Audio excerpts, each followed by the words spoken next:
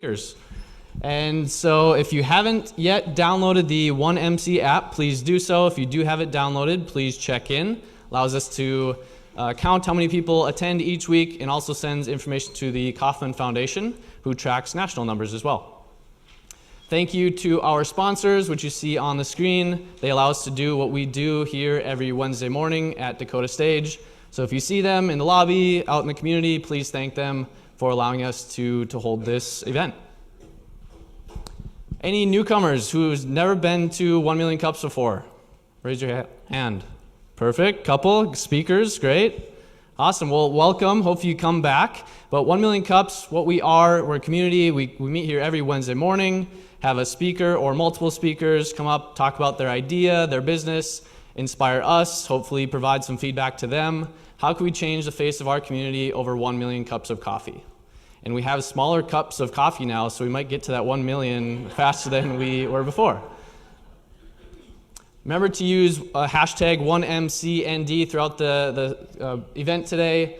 We have some question and answer session at the end of the presentation, so those questions will be asked on Twitter if you're a little mic shy.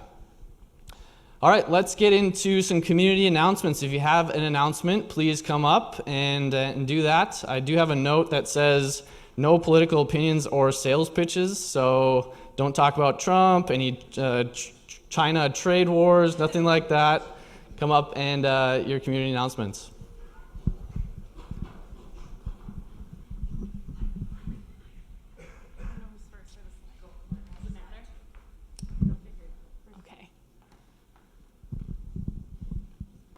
Hi everybody, my name is Lakin Ani. I am with Center for Technology and Business here in town, and I am here to tell you about TEDx Bismarck.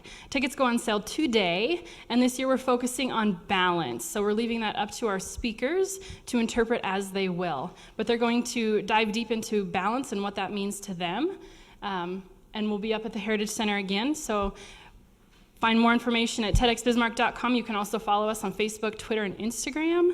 We've only got 150 tickets this year. We're limiting the seating so that we can ensure an intimate event so you can connect with the speakers and the rest of the audience as best you can. So check that out and don't wait.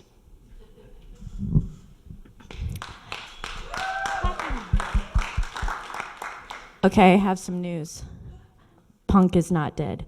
It's alive, and we're going to talk about it on Sunday at Think and Drink. It's our final Think and Drink of they'll find it, it's okay. It's the final Think and Drink of 2019. It's at Laughing Sun. It starts at 1 to 3, and you get a drink with your ticket. So, tickets are at humanitiesnd.org, or you can just see me at the door, and I'll get you in. Woo. That's not my downtown, but I like all downtowns. That's downtown Mandan. There we go. There's mine.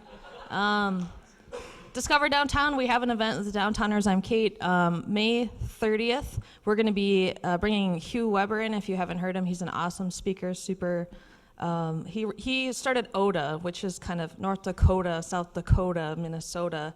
He's a Midwestern culture phenom. We're going to do a weird downtown tour. We're going to have some local bites and drinks. You can get your tickets at downtownbismarck.com. I also wanted to mention, as part of the organizers team here, that May 29th, we're going to be at Juniper. We're going to do another 1 Million Cups breakfast. So don't come here. I mean, we'll put a sign on the door if you do, but go to Juniper, and we're going to have some fun breakfast. Good morning, I'm Maureen with Step Up Referrals, and we're hosting an awesome leadership event. It's for anyone who has a job and would like to move up to management, or is a manager and wants to lead a better team, or a business owner that wants to have a great team to take them to the next level. It's at the beautiful Bill Mayhew's on Tuesday night from 6:30 to 9. Thank you. All right, lots of stuff going on. Make sure to check it out. There's the Think and Drink. Better late than never. All right. And I didn't know Bismarck was Kate's downtown, but okay. I almost forgot, we're giving away some coffee mugs. So we need 3 volunteers to come up and tell us why you come to 1 Million Cups. Simple as that. Let's get this done. 3 volunteers, just come on up. There's one in the back. Perfect. Need a couple more. Why do you come here every Wednesday? Time is valuable. Why do you spend your time here? All right, got another one? Don't be shy. Should I come up there? Stand. You can stand right there.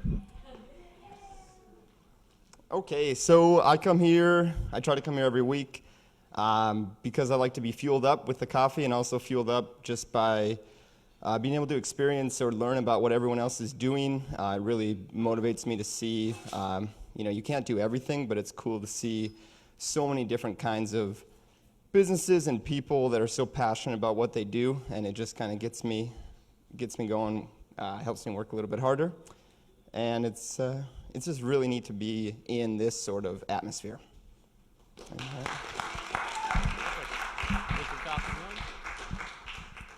My name's Ann, and I come every week because it gets me out of my own business and lets me talk to other people that own businesses in downtown Bismarck and other entrepreneurs, and I just like to see what other people are doing, and I'll pretty much do anything for free coffee, so. We need one more. We are not moving forward until we get one more. We can sit here in silence all hour long. Need one more. There we go. Give him a round of applause.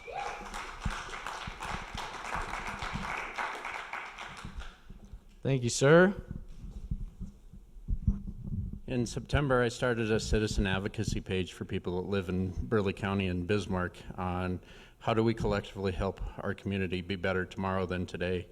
And it's on Facebook, and entrepreneurs are a driving force of that. And anybody can join, and all opinions matter, and we try to keep it friendly so we can move forward. And that's why I come. I don't make it every time because I work a lot out of town. What's it called? We the People. Perfect. Thank you. There's your mug.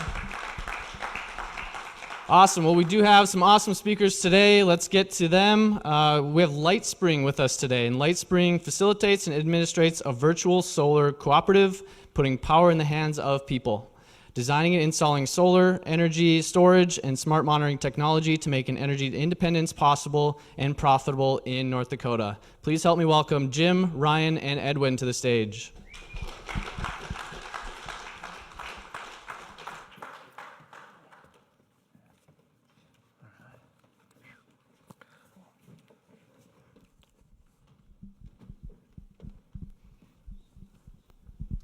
We are Lightspring, and we believe in freedom, specifically energy freedom. Now it's financially feasible for you and I and everyone in this room to be able to produce our own energy and be free from the energy monopoly. In the past, we traded our freedom and choice for comfort and convenience of the electrical grid. But now it's time to take back our freedom and to bring back self-sufficiency into our daily life.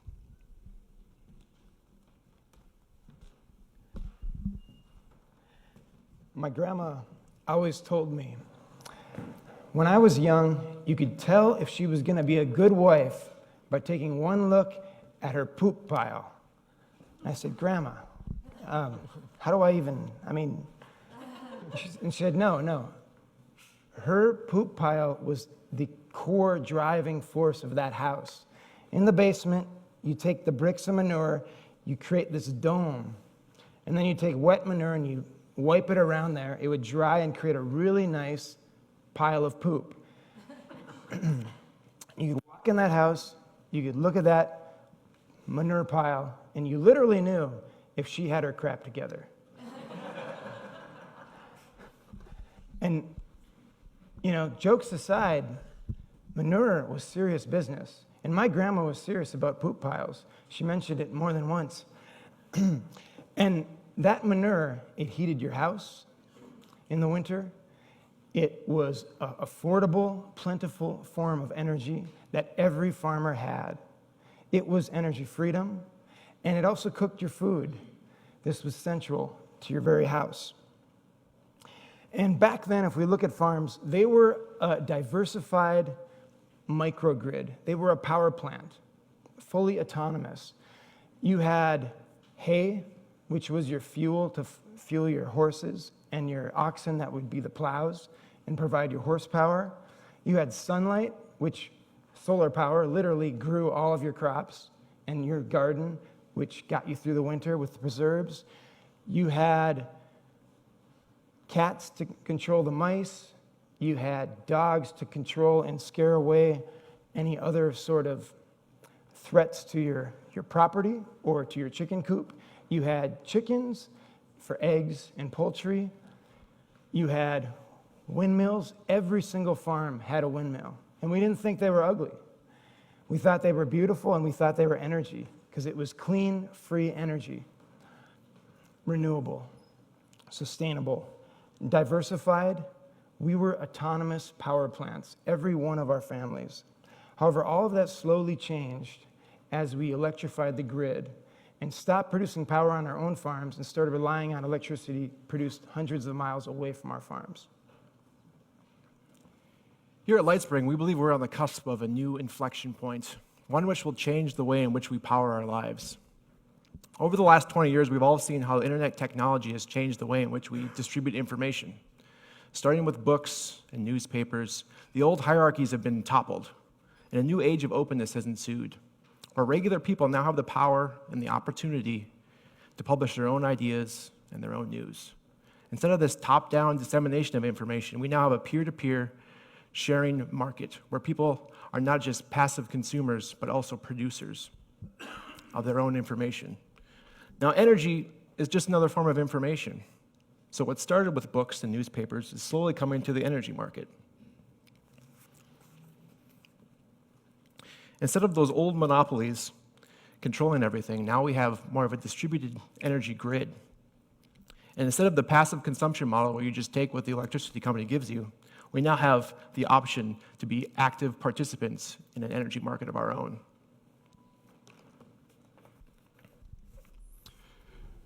So we believe in the inalienable right for an individual to be able to produce, store, and sell our own electricity.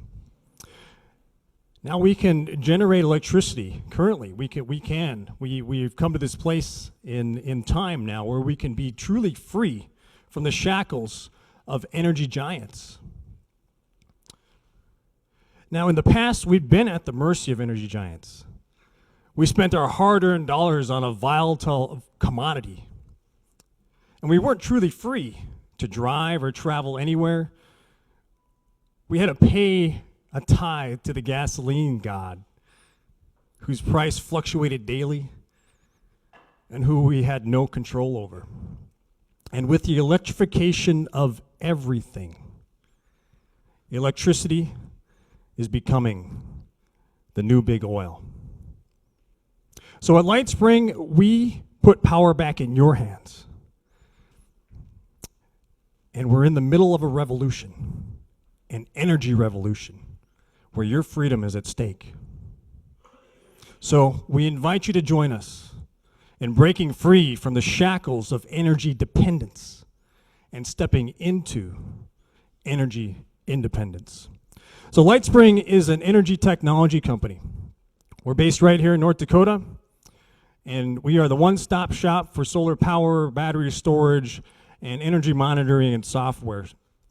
We roll all of these into a unique and innovative cooperative model.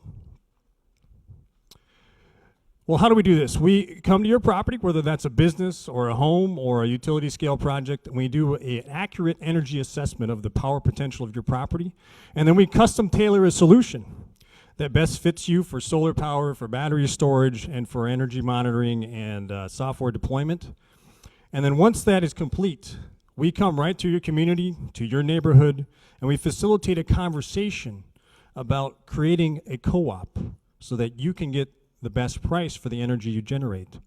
And so Ryan, he's going to talk a little bit more about the strengths and uniqueness of this co-op model. Thanks, Edwin. Excuse me. One of the great lessons of the internet age is that technology really only changes things when it's bundled with a network of users. So it's not just about looking at your home as a mini power plant, but it's about connecting with your neighbors so everyone can share in the power and the wisdom of the network. To do that, here at Lightspring, we're creating peer-to-peer energy sharing markets through an innovative concept. A little bit of the old idea with a new idea. It's called a virtual solar power cooperative. Unlike rural electric cooperatives, it's not tied to any one geographic area. Instead, it's simply made up of people who produce, store, or consume solar electricity. Now, I know this is starting to get a little complicated and hard to imagine, so we'd like to take a couple minutes here to take a step back and kind of have a story about a day in the life of someone maybe 5 years in the future, just to see how it all fits together. Meet Bert. Bert wakes up precisely at 6:23 a.m., not because his alarm was set, but because his smartwatch used his heart rate to find the optimal time to wake him up right after his last sleep cycle ended. When Bert wakes up, he's refreshed. He looks outside, it's still dark. He grabs his phone. He looks, and his home battery still has enough charge left for a shower and for running his toaster oven. A few minutes later, the sun does come up, and Bert starts producing electricity with the solar panels that are mounted on his roof. That electricity runs down to his batteries where it's stored. About a half hour later, Bert taps into a network of other prosumers in his local cooperative. They aggregate all their electricity and deploy it to the neighborhood to meet the morning demand. As we know, everyone tends to get up at the same time every day. They take a shower, they watch TV, they listen to the radio, they make some food. And when everyone does that at the same time, electricity demand increases exponentially in the community. And Bert's able to help meet that demand locally. A little bit later, Bert steps outside. He smells the clean, fresh air and gets into his electric vehicle and drives to work. When he gets there, he parks at an EV charge station. Now, even though it's mobile, Bert's EV battery is like an extension of his house. It's making intelligent choices for him throughout the day, even when he's not there. When it's parked and demand is low, it charges. When it's parked and demand is high, it deploys the battery back to the grid. After a long day at work, Bert goes home. As he walks up to his front door, it recognizes his face, unlocks the door before he even reaches the threshold. As he steps inside, his home assistant cues up his favorite podcast. And before starting dinner, Bert decides to check his email one last time. And look, he's got an email from his local utility. But it's not a bill. It's a notice that funds have been deposited in his account. Bert's utility is paying him for providing valuable electricity at times of high demand. Bert finishes dinner and cleans up and goes to bed. His home automatically switches to off-grid mode, where it will run throughout the night on the power it's stored in a battery from the power of the sun.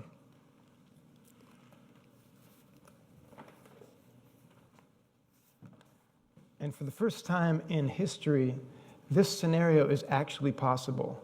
And prototypes of this are happening all over the world.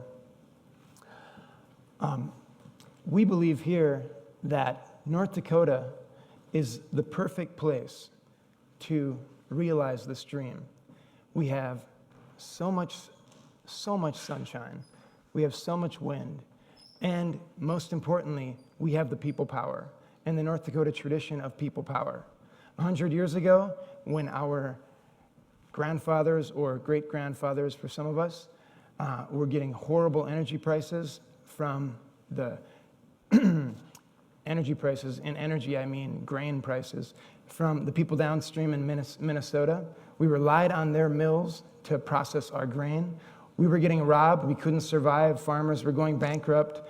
And we realized, wait a minute, why do we need to sell our stuff downstream? We can create our own mill and elevator right here in North Dakota.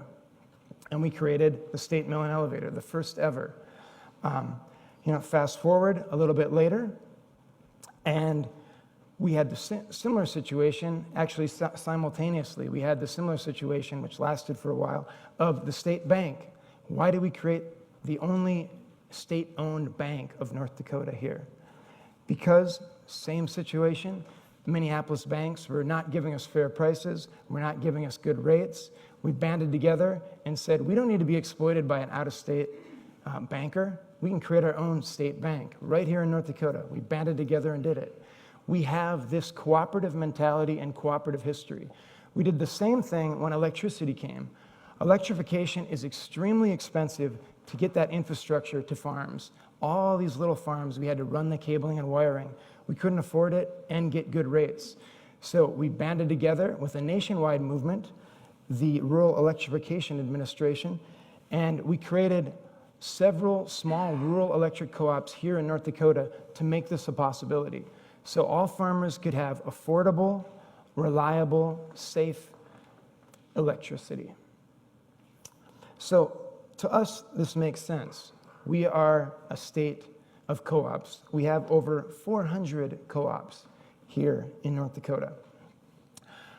However, right now, we have a lot of challenges that are stopping us from doing this in a clean way and actualizing our dream. We lack renewable energy choices. If you want to buy solar right now from your rural electric cooperative, you can't do it.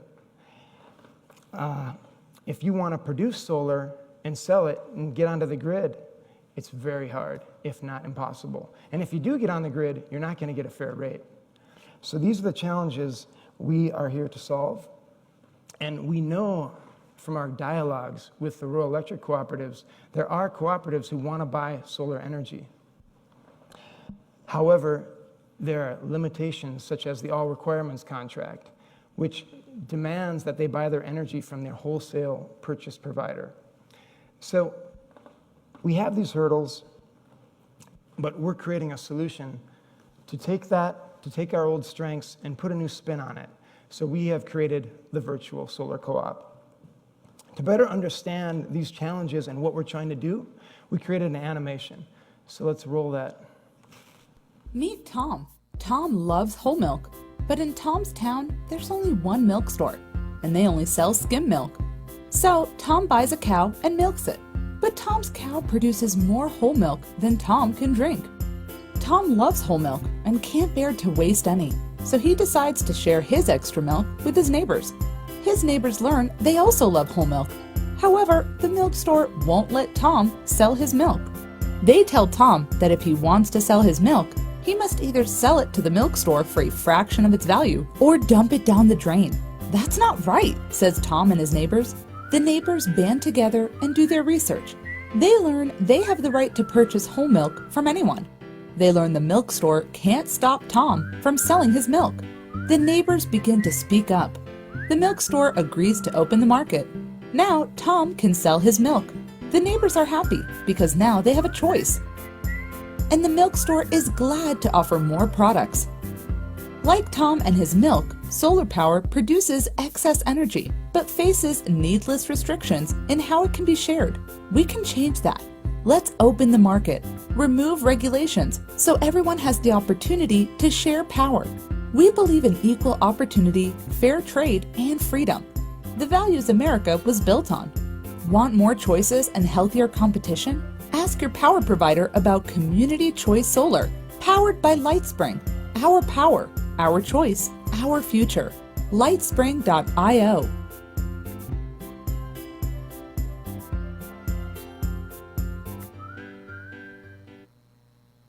All right, so don't do that. Don't call your utility and ask for Community Choice Solar, because it doesn't exist. They don't offer it yet. But in our vision and where we're working, it will be offered soon enough. Our vision is one of people power and sustainability, having cleaner air and cleaner water right here in North Dakota. And this is 100% possible today. And not only possible, but it's economically feasible. It's even profitable. And if you want to look right next door at Minnesota, they have 750 megawatts of solar, and they're approaching a gigawatt really quickly in the next season. So how is this possible? It's too cold. We're too far north. We're in North Dakota. It doesn't make sense. Actually, our cold makes us the perfect place for solar energy. Why? Because you do not need heat for PV electricity. PV, photovoltaic. Photo light, light volts. So we're literally light energy. And even in the coldest day, 40 below zero, we have plenty of light in North Dakota. And if we have snow, it even amplifies and reflects more. Over here we have the solar radiation map. It's actually not as accurate as a lot of the maps. It's missing, you can't see the colors of distinction, But you'll see here that North Dakota is actually more orange and way better than this whole entire upper Northwest. We're better than Washington, D.C., Virginia. We even match Florida in a lot of the cloudier parts of Florida. So we, and in fact, we, from looking at this map, you can't tell, but we are ranked 13th in solar potential here in North Dakota. 13th. Yet we are dead last in actual production. So, coming back to the cold for a moment, why is cold good for solar? Number one, in cold weather, the panels are more productive. They are much more efficient. A panel in Arizona will be 180 degrees and even hotter, and it drops its efficiency significantly. A panel here in North Dakota in 40 below weather, even up to 40 above weather, will outperform that panel down in Arizona at the same time. So you will actually match, and you'll have really, really high outputs because of the cold, thanks to the cold. The other aspect is that a solar panel in Arizona will last you 25 years. The heat will burn out the components. Here in North Dakota, there have been solar panels that have lasted 40 years. So your investment goes a lot further, it's more productive, and it just makes sense. We have a lot of light. We are a sunshine state. So we're not doing it yet, but it is coming. And we're here to do it, and we wanted to do it with North Dakotans and in a North Dakota way. So we believe that how we do it is as important as what we are doing and why we are doing it. So we structured our company to reflect these values. We are a decentralized, autonomous organization. We're an LLC, but we're structured like a co-op, leveraging people power, equitability, and we don't have a CEO barking orders down. We have a flat hierarchy, which means we have 3 co-directors. We all have our different areas of responsibility and our own wheelhouses, but we each have 1 equal vote, all 3 of us. And our workers are worker-owned. We have a worker-owned model in it. So at this moment, people ask us, great, well then what are you looking for as far as investors? We're not looking for investors. We're not seeking investment. Why? Because we believe in a slow, sustainable growth, not a accelerated growth that demands debt and exploitative, extractive mentalities. We want worker-owned, equitable, sustainable, slow, responsible growth. We're taking the best North Dakota tradition and bringing it back into light.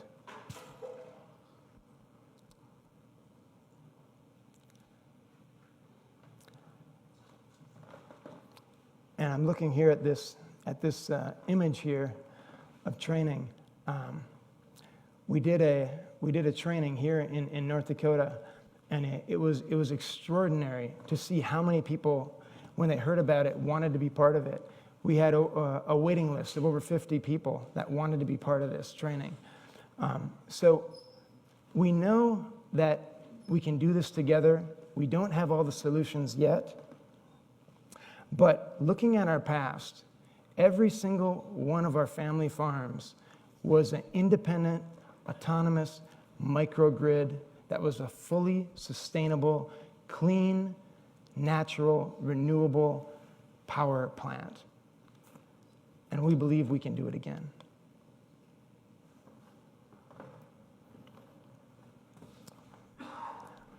That's it. Thank you so much. We were opening up for some questions.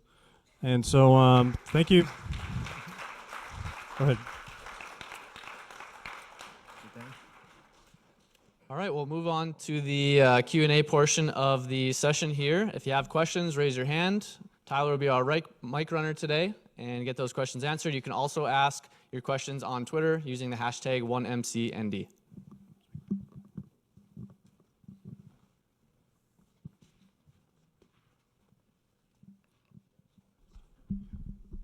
I can start us off while Tyler's running back there. So I imagine one of the the main challenges you guys face is getting people to think about energy in a different way. I think that video was great to dumb it down for simple folk like me. Hopefully other people found that helpful as well. But how are you guys combating that and getting people to think about that differently as a company? So we recognize that definitely education and advocacy is extremely important, especially within North Dakota, since there's a we've found to be a lack of awareness of other types of energy forms, other than what's traditionally been produced here in North Dakota. So what Jim was talking about as far as the better performance and longevity of solar in colder temperatures. And also that solar does not rely on heat or infrared; it relies on UV radiation. So this educational component we find is very, very, very important. So using these strategies like this, presenting at community events and engagements, as well as an opportunity to reach out through our website to learn more. The educational component is actually very, very important. So we're working on that. But I'll pass it off to Jim. Go ahead. Yeah, I think we need to make more videos. I think we need to make more of these animations and start getting them out there. And we need to really build up our website too. We've been so busy doing all the math the last 2 years and really figuring everything out that we haven't invested much in speaking public. This is really one of our first public events. And so we wanted to first make sure we have the math right. And even that community choice solar animation, I would love to be able to release that, but we can't release it because it doesn't really exist, that call to action at the end, so we'd have to modify it. But yeah, we need to figure something out because it's really an awareness thing. It's a massive amount of misinformation and misunderstandings of what's possible here and what they're doing and proving in cold climates. I mean, I lived in Europe for 10 years and they're light years ahead of us. I mean, England just ran for the last entire week without any fossil fuels. As far as the coal generation and the big electrical generation side, they were still running cars, but I mean, France has a moratorium on gasoline engines. A lot of the countries already do. They all have super aggressive goals. In Norway, you get your electric vehicle subsidized, and because they see it as, wow, this will save our health costs. We have external costs that we don't talk about with fossil fuels here, and the rest of the world is, and it's coming here. So we know that the future is out there. It's just, how do we get that awareness here? It's a slow game, but I guess, I think of North Dakota and if we get enough people slowly involved and build it in the right way, then I think people will get it. So we're. Yeah, that's a great point. And I'm sure some of you know Jim. Jim is trained as a videographer and is very talented. So obviously he wants to make more videos. But how do you change a culture? And that's what we're trying to do. How do you change a culture? Some of it is ad or marketing, and some of it is just talking to people. So that's kind of what we've been doing. When we talk to people one-on-one, there's a lot of like, oh yeah, wow, I didn't even know that. Or, I want to hear more. Or I want you to put solar on my house tomorrow. So we've had great response in person, but it's a matter of kind of talking to everybody one-on-one or in small groups or in settings like this to really get the word out and to start changing their minds. And it's slow, and like we said before, we're trying to do this in an organic manner, just so it's sustainable and that we're not flashy and over-promising. We want to under-promise and over-deliver. And so it's kind of a slow growth model, but we think it's the best way to do this particular idea. Question in the back. Yeah. So I am a major proponent of solar. I have a question. You mentioned it briefly in the presentation about laws that are possibly stifling a lot of home generation efforts. Minnesota has had a very successful program. They instituted net metering so that homeowners can sell the power back to their cooperatives, typically. North Dakota is, I believe, in the opposite side of that coin, where your home system basically has to be isolated from the grid via electronics, but you're not allowed to sell any excess, and you sort of, unless you have storage capacity, you lose that excess. Are you guys working specifically on any initiatives to change that in North Dakota? Yeah, thank you. Thank you for the question. It's an excellent question. And so definitely to recognize the difference between Minnesota and North Dakota, not only legislatively, but also culturally, and also the difference between energy production sources in Minnesota, which I don't believe they have any natural energy resources compared to North Dakota and its abundance of petroleum-based products. So in regards to moving forward with legislation and policy making in North Dakota, it's a slow process in any legislative journey.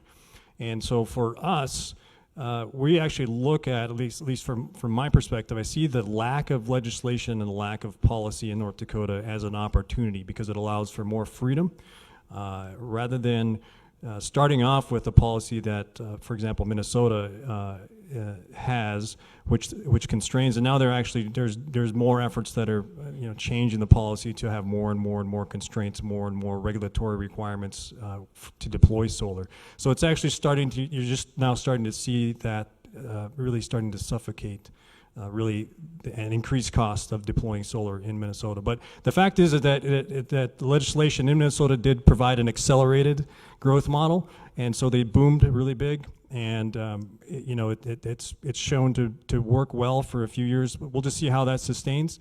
In North Dakota, it's a different culture. Not sure, historically haven't been huge proponents of solar and changing legislation to address solar and government programs and the like. And so from my perspective, it's allowing the dialogue to happen within the communities and allowing the people themselves to choose, giving them the freedom to choose rather than having government insist that this happen. But it is a process that we're also considering, or we've been engaged in talks in different areas of legislation, and we're definitely seeking some support in that. And so I'll pass it off to Jim. Yeah, well, on the one hand, how Minnesota was painted is it's accurate in some respects. That basically they created a mandate that says you have to buy solar energy. If we have small communities that want to create a community solar farm, a CSF, you have to buy it. And the utilities said, geez, we don't want to buy this. This is horrible.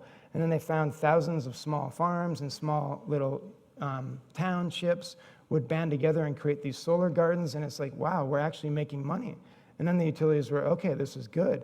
And they were really happy. And they said, wow, we can make really big farms and we can make it profitable. And we're actually saving money. It's more affordable. It's cheaper than coal. Let's just say it aloud. I know it's a coal state, so I might get something thrown at me, but it's actually cheaper than coal. And it's going to be the same price as wind. Wind is now about 1.1 cent. Solar is at like 2.5 if you get to the very basic low. But the wind tax credit federally is going to go away next year, so it's going to be exactly even as solar. So we have solar and wind as the two cheapest forms of energy in America today. And then natural gas is closely followed, and then coal and all the rest. So it makes economic sense. The utilities got it, and Xcel Energy was a big proponent. At first, they kind of fought the legislation and saw it as, you're forcing us to do this. And then they're like, okay, we want more. And now Xcel Energy, in November, they announced they're going to be 85% renewable energy by 2030. And then they upped it this winter to say they're going to be 100% renewable. They're the first utility in North America to say we're going to be 100% clean energy. And they're going to meet it. I think the deadline is quite a ways out. It's like 2050 or something, but they're going to beat it. Every time that a utility sets a renewable energy goal, they find they usually beat it and they profit from it. Same thing happened in Germany. So is this mandate legislation saying you have to do this the right way? Not necessarily, but hey, they've got 750 megawatts and we have 0 megawatts. We have like 0.3 of a megawatt here in North Dakota. So, but what Edwin was referring to later is like the legislation does become tricky because it's getting harder. As you know, you have some people who don't know how to put solar on right. They need to start putting more legislation as to what kind of qualifications you have. You need an electrician on every site. You need this and that. So it can become restrictive. So now we're thinking, okay, how do we do this in North Dakota so we have actual fair incentives and we help everybody and it doesn't become a burden on the utilities? So we're talking with utilities and we're saying, hey, how can we help you? And the utilities are saying, you know what? We have policies that want to shave our peak demand, those 9 a.m., like 6 a.m. to 10 a.m. morning when everybody powers everything on. We have a huge demand problem then. And so instead of 5 cents for energy, we're having to pay 12 cents for that kilowatt and up to $70, actually, $12 and $70 for that kilowatt. So imagine $70 versus 5 cents, how expensive that gets in a couple hours. That couple hours of peak demand, you can power your whole house for the other 22 hours of the day for a fraction of what you have to pay for that peak demand. So now we could provide them solar with battery, and then they could deploy it when they want. It would solve their peak demands, and then in response, we would ask for a fair rate because we're having to put more in for the battery. So our model is we want to help the cooperatives, and we know that this can help save them money.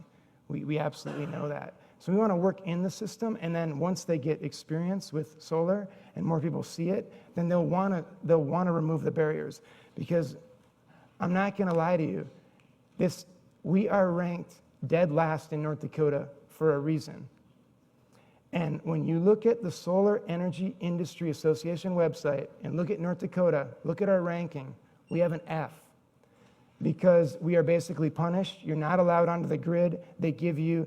But to your point, what you're referring to, sir, with your comment about solar, them not buying solar and not doing net metering in North Dakota, they've now changed that. A couple years ago, that was true. And when my cousin put solar on his house, it was a nightmare. It took him like 2 years of heck to try to get on, and they didn't want it. And then now that he's on it, it's different. So now they've changed it, and they do let you interconnect. MDU has a net billing system, which is similar to net metering. So that in that situation, it's pretty good. Capital Electric doesn't yet have a net billing, but they do buy it. They just buy it for peanuts. So you're best off putting it into batteries and saving it and deploying it in your own house. But so there are serious legislative and systemic changes that are stopping us from doing solar in North Dakota. But even with those, it's still profitable. It's totally doable. Yeah, that's a great question, and thanks for asking that question. I think what we've spent the last 2 years kind of figuring out where we fit in the ecosystem of power generators and power distributors, the Capital Electrics of the world, the Basin Electrics of the world, and to see where we fit, where we can help. And so right now, North Dakota does get an F in their solar policy, which could be in some sense a threat to our business model, but we see it as a great opportunity. And that's kind of where we settled upon the two things that we talked about today, which were the virtual solar power cooperative and the idea of battery backup. So going to the cooperative idea, we believe that once you become a cooperative, just like the rural electric cooperatives, you have a right to wheel power across different territories. So right now in Bismarck, for example, MDU and Capital Electric kind of divvied up the territory.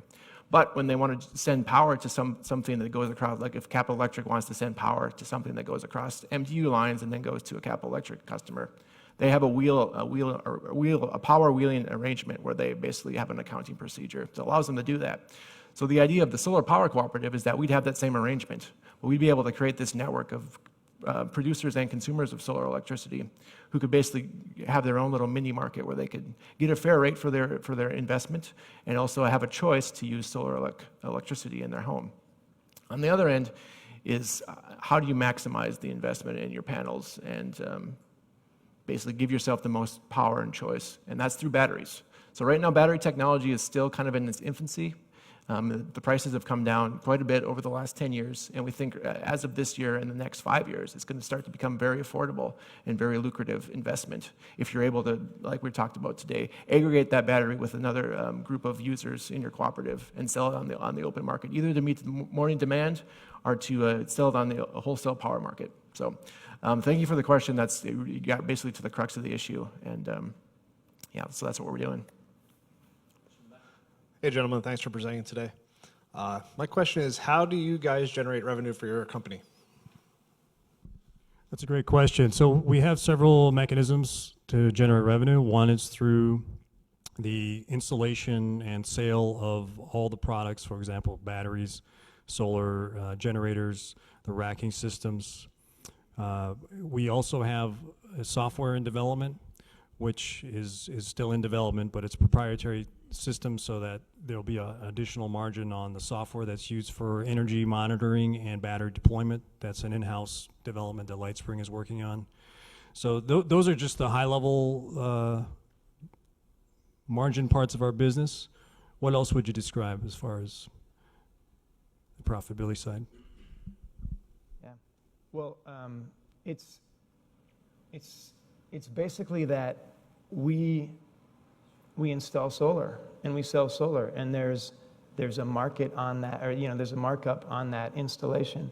But also we offer different models. I mean, our number one goal isn't profit driven. Our number one goal is that we help people get solar, and we help them get it responsibly, and we help them get it as affordably as humanly possible. So it's not the greatest business model to have these huge markups, but we want people to be happy, and we want as much solar as possible here, done in a right way. So one thing we're doing with a lot of customers is a client will come to us and they'll say, we have a bunch of skilled labor people here at our factory, and we have electricians, and we'd like to learn how to do this, and we'd like to provide some of the labor. So can we provide half of the labor, and you discount that from the price, and then you train us while you're installing? And so throughout the installation, rather than a company coming in, installing something and leaving, and you have no idea how to monitor it or how to use it or what's going on there, and then it breaks down and you're trying to figure out, and you feel kind of powerless, our model is that, no, you help build it with us. And then we train you in the process. And if it breaks down, you can help troubleshoot, and you can be a competent user of solar yourself, and you'll get it at an affordable rate. So, yeah, it's a slow growth business model, but there's always a good margin.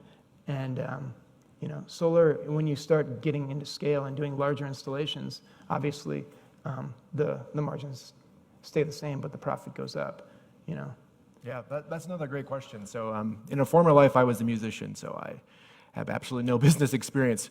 So the last 2 years have been a great learning experience to figure out how a business model works, how you actually make money on something. And so, we have kind of a short-term and a long-term plan. We spoke a lot about our long-term plan, but our short-term plan is to put solar up where we can. And in that process, there's a margin that you generate by putting together the design of the product, by putting together the contractors and the subcontractors.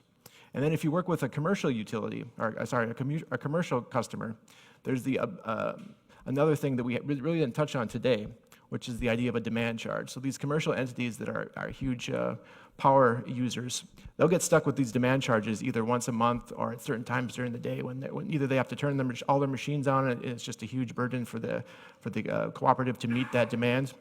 So they get stuck with these demand charges.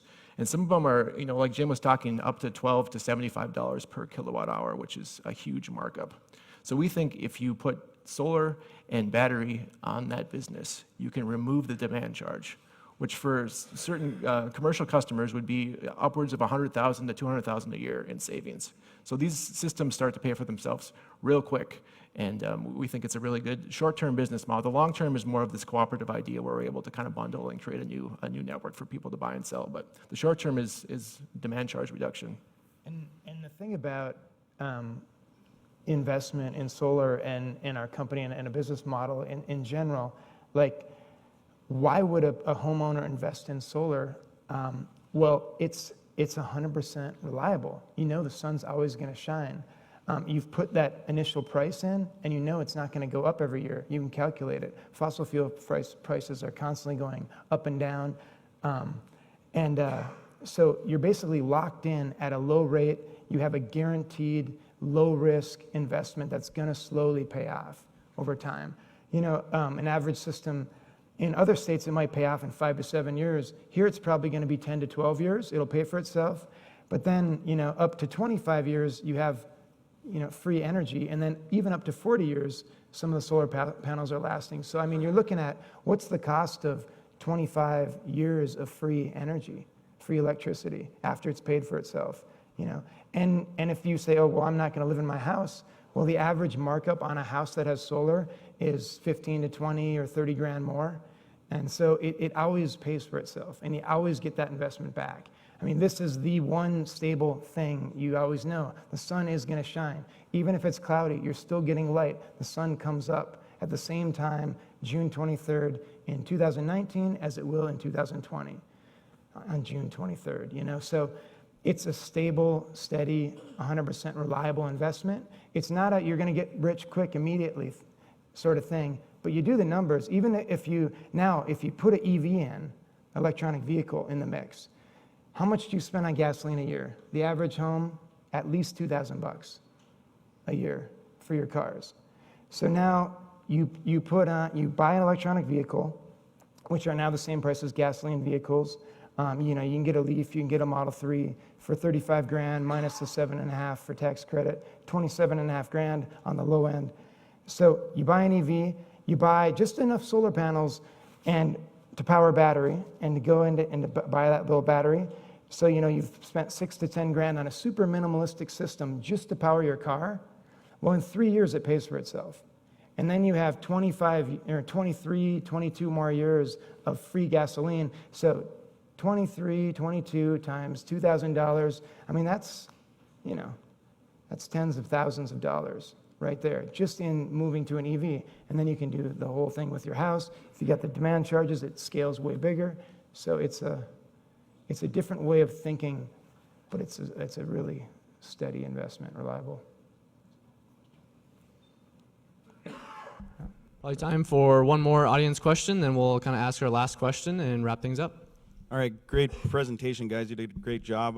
One quick one and then a little bit better one here. When did you guys start Lightsprings, unless I missed that? When did you guys start the business? Yeah, so we started talking. I mean, I think there was a little more history with Ryan and Jim before I came in the picture, and just in terms of discussion. But we started getting together and having conversations in the fall of 2017, and we officially filed with the Secretary of State in April of 2018. Awesome. And then being in North Dakota with the snow and weather, you didn't touch on that much, but how much maintenance cost do you see for a typical homeowner or maybe a solar farm of that nature? And then does the snow covering the solar panels affect anything in the wintertime? If there's snow over top of the solar panels, are you expected to go out there and brush those off, or does the sun automatically melt that on a solar situation, warming it up? Yeah. If you have a foot of snow, the panels will still register. Let's say they'll register 10 kilowatts on a big array instead of 100, but they'll register, you know, 1/10 of the energy. If you wipe off that snow, so there's only about a half inch or an inch left with a broom, and then that'll melt through. Even when it's below zero, it'll melt through because they get, you know, pretty warm. And so they'll melt themselves. We basically, the people we know who have a lot of solar, they just broom them off when it's a thick snow. If it's a small snowfall, they just don't worry about it. It melts off. If it's thicker, they wipe off the big stuff and the rest melts. So, and as far as maintenance costs, they last way longer here than Arizona. There's very little maintenance. I mean, every now and then a microinverter will go out or something, but you just basically put them on and they're there, you know. All right, guys, Ryan, Jim, Edwin, thank you so much for being here this morning. I think this has been enlightening for me, and I hope for everybody else here as well. Last question we always ask is, how can our 1 Million Cups community here in Bismarck and Mandan support you and Lightspring and moving this forward? Absolutely, and so we have a slide that has our ask on it. And so the first thing, for sure, I don't know if this is still working. If you want to toggle the first one, is to install solar and battery on your house or business. And it doesn't have to be from us, but definitely is one of the things we're asking for is to get involved in reclaiming your energy freedom and your energy independence. So the next item. Go ahead, Ryan. We'd like you to register at lightspring.io. Like we talked about today, we're trying to create this virtual solar power cooperative. And the traditional way to start a cooperative is that you have an event or have a meeting and you kind of get the community support. You sign up a bunch of people. Typically it's, 100, 200, 1,000 people. You basically get their support to be a part of that cooperative, and then you can start the process to actually create that cooperative. So we'd love you to register if you're interested, and we'll start building that list. We're going to have some more events around the community to start garnering more interest in this idea. So we'd love to have you go there and register your support.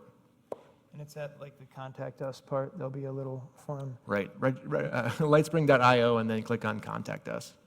And we're still building everything, and it's more of a stay tuned, by registering here. Eventually, we'll start sending something once we get more information and figure out more details of the model. And then lastly, it would be to ask your utility provider about solar incentives. The more people that ask them about solar and say they're interested in solar, the more they put it on their radar. And they said a lot of people have started asking them, and now they're starting to say, well, geez, our members are their owners. So every homeowner that gets a capital electric bill, you're one of our owners. We need to start listening to our owners. And we think it's in their best interest too. And also ask them if they have a renewable energy portfolio, which basically means, do you have a goal for when you're going to set some renewable standards? Like by 2035, we're going to be 40% renewable, or we're going to have 10% solar in the grid. And it just makes them a more diversified, strong, sustainable microgrid. So it really does help them. It helps their portfolio, it helps their company. And some may not realize it, but the big utilities do. Well, thank you guys for joining us. Let's give them another round of applause. Make sure to come back next Wednesday. We have the Bismarck Global Neighbors on May 22nd. And then reminder, save the date for May 29th, the week after that, for the 1 Million Cups breakfast at Juniper Mercantile. Thank you guys for joining us, and have a good rest of your Wednesday. Show me easy, show me hard.